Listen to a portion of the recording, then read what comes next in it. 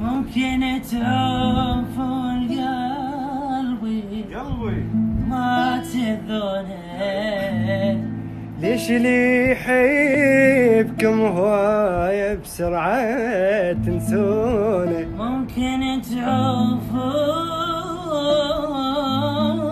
قلبي وما ما تذونه. ليش اللي يحبكم هواية بسرعة